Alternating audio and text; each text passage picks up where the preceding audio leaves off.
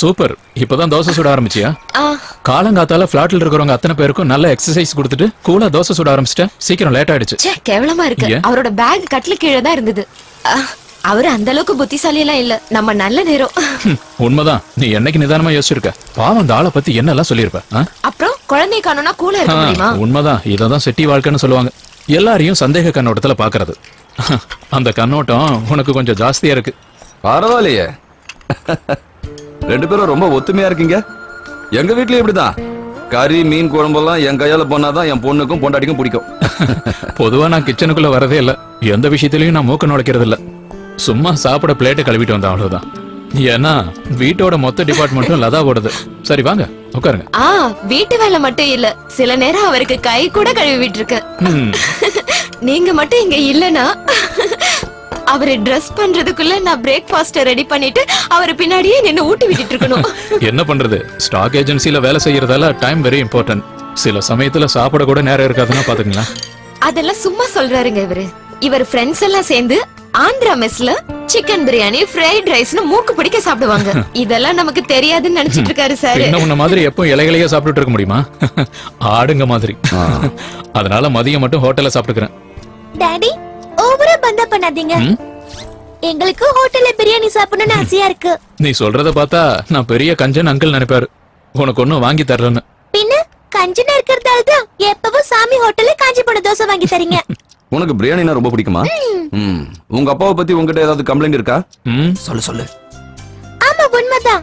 Daddy எனக்கு ஒரு பாட்டு சொல்லி கொடுத்தது இல்ல, படம் வரைஞ்சு கொடுத்தது இல்ல, லட்சுவோட விளையாடுனது கூட இல்ல. நாம எவ்வளவு பிஸியா இருந்தாலும் குழந்தைங்களுக்காக கொஞ்சம் நேரம் ஒதுக்கணும். குழந்தைங்க இல்லையா, அவங்க திடீர்னு வளர்ந்துருவாங்க.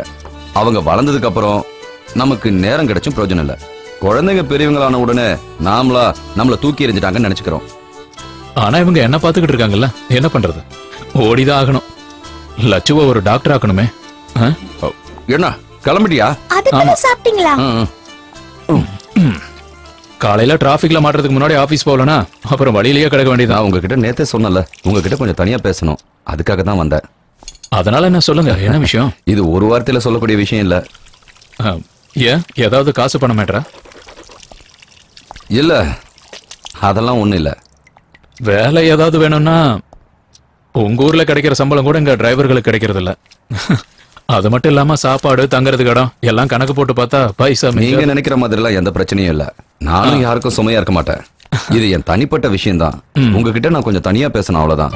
அதனால என்ன, பேசலாம். கண்டிப்பா நீங்க என்கிட்ட பேசி ஆகணும்னா ஒரு வேலை பண்ணுங்க.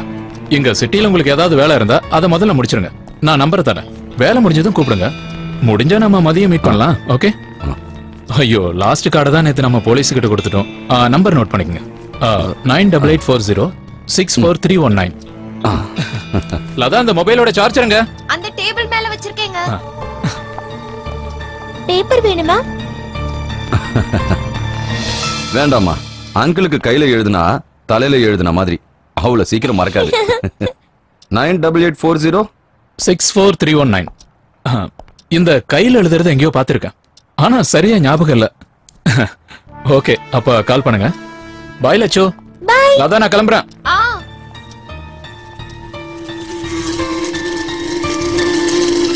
Good morning sir. Good morning sir. ஒரு நிமிஷம். பாம்பு பிளாஸ்ட்ல தப்பிச்சிருக்கீங்க, ஒரு ட்ரீட் இல்லையா?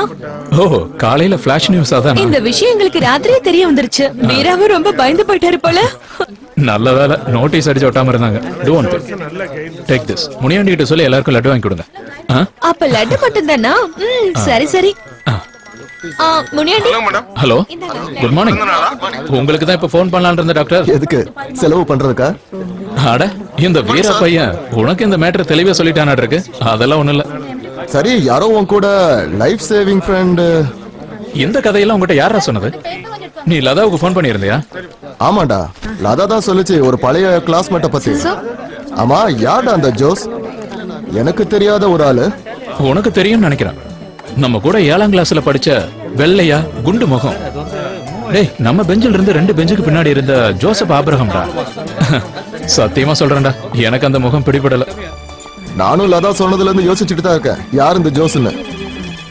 ஆனா ஒண்ணு மட்டும் ஷேரா, நம்ம கிளாஸ்ல மொத்தம் 3 பேர் மட்டும் தான் கிறிஸ்டியன்ஸ். ஒன்னு மரியா பிலிப்பு, அப்புறம் தாமஸ் குரியாக்கோஸ், அப்புறம் நான் தான்.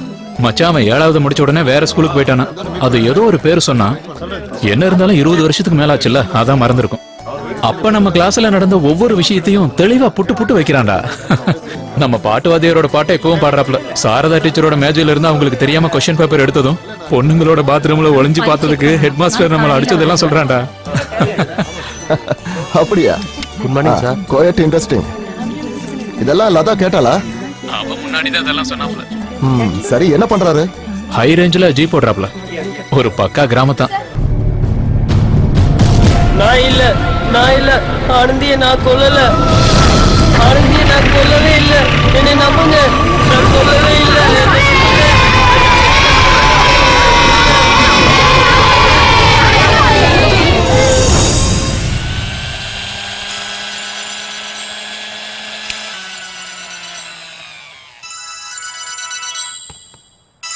ஹலோ, சொல்லுங்க. ஜோசப் போயிட்டாப்லையா? லட்சுவ ஸ்கூல்ல விட்டுட்டு போயிருப்பாரே, ஏங்க? லதா, நான் இல்லாம இருக்கும்போது பொண்ணை கூட்டிட்டு வரட்டுமான்னு ஏதாவது சொன்னா நீ வீட்டை பூட்டிட்டு போ. அவன் ஒரு கிரிமினல்னு கேள்விப்பட்டான்னு என் ஃப்ரெண்டு டாக்டர் சொல்றான். ஜோஸ்ங்கிற பேர்ல கூட படிச்சவங்க யாரும் இல்லைன்னு சொல்றான். அப்ப எதுக்கு அந்த ஆள் வந்திருக்கான்? அது வந்து பழைய கதைகளை ஏதாவது சொல்லி கிடைச்சதை அடிச்சுக்கிட்டு போக தான் வந்திருக்கான்னு நினைக்கிறான். ஏதாவது பிரச்சனைனா உடனே கூப்பிடு.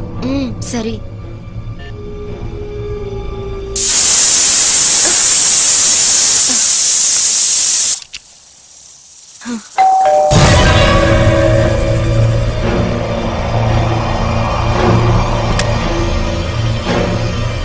லதா, கதவை துற, பாத்திரம் எல்லாம் கொண்டு வா.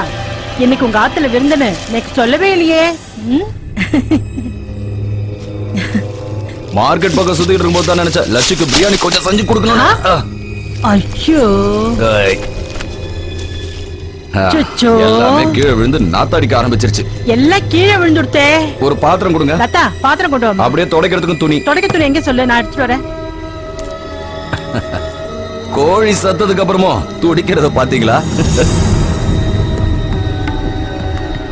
சிச்சோ, கீழே விழுந்துட்டே. எப்படி சாப்பிடுவேள்? என்னது? எப்படி சாப்பிடுவேள்? கழுவிட்டாலாம் சரியாயிடும். அக்கா, இன்னைக்கு நான் என் கையால ஸ்பெஷல் கோழி பிரியாணி செய்ய போறேன். ஐயோ, நான் சாப்பிட மாட்டேன். நான் பிராமின். சார் சாப்பிடுவார். எங்களுக்கு லவ் மேரேஜ். செட்டியார் நான்வெஜ். ஓ, வெஜ் நான்வெஜ். யாரு உங்களை இதெல்லாம் வாங்கிட்டு வர சொன்னது? அவருக்கு இதெல்லாம் பிடிக்காது. அத சாப்பிட்டதுக்கு அப்புறம் சொல்லுங்க. பிரியாணி என்னோட ஸ்பெஷல் ஐட்டம். அப்புறம் 1 மணி நேரம் இந்த சமையலறையை எனக்கு விட்டு கொடுத்துருங்க. என்னைக்கு உங்களுக்கு ரெஸ்ட். போய் சீரியலை பாருங்க. சார், ஏதாவது ஹெல்ப் வேணும்? ஒண்ணும் வேண்டாம், நீங்களும் போய் சீரியலை பாருங்க. பிரியாணின்னு கேட்டா எங்க வீட்டுக்கார் வேலையில விட்டு ஓடி வந்துருவார். அப்படின்னா சாரியும் கூப்பிடுங்க. இது நலபாக சமையல். வேண்டாம், நீங்க 2 பேரும் சாப்பாடு டைமுக்கு வந்தா போதும். ஐயோ, எவ்வளவு நல்லா பேசுறீங்க. அப்படியா? சாருக்கு உடனே போன் பண்ணி சொல்லுங்க. சொல்றேன். சொல்லுங்க. லதா, நான் போயிட்டு அப்புறம் வரேன்.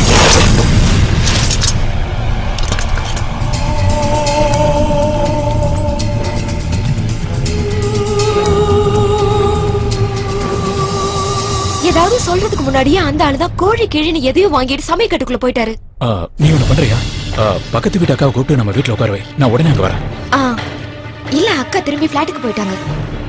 எதுக்கும் நான் வெளியில போய் நிக்கிறேன். அது இந்த கோழியா இருக்கிறதுக்கு நல்ல சாப்பாடு வேணும். என்னாச்சுங்கறல?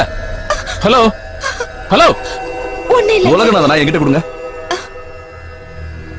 மத்தியானம் ஒரு 10 நிமிஷம் இங்க வந்துட்டு போங்க. வரும்போது லட்சுவியும் கூட்டிட்டு வாங்க. ஹலோ, எதுக்கு? எதுக்குன்னு இங்க வரும்போது தெரியும்.